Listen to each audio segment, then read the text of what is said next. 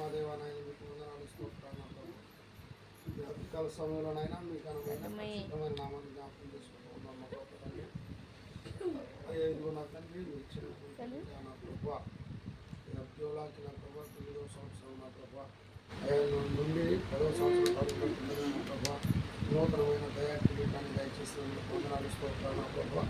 అయా తల్లిదండ్రులు బంధువులు స్నేహితులు ముఖ్యంగా గురువులు విద్యార్థులు నా ప్రభు భయభక్తులు కలిగి నడుచుకుని భాగ్యాన్ని దయచేయండి. జ్ఞానాన్ని నా ప్రభావం దయచేయండి.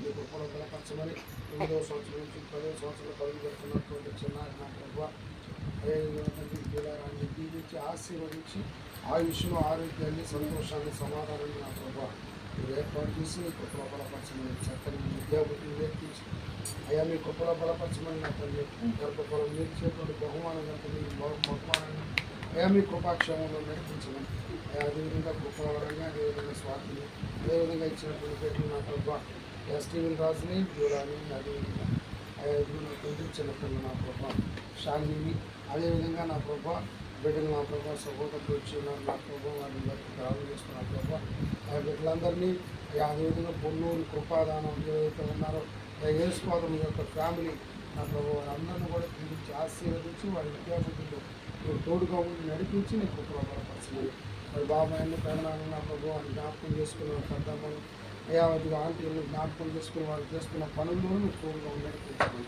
వారి పిల్లలకు చదువుల్లో మీరు తోడుగా ఉండి నడిపించమని మా రక్షకుడైన యేసు క్రీస్తు శ్రేష్టమైన నామమున అడిగి వేడుకొంచున్నాము తండ్రి.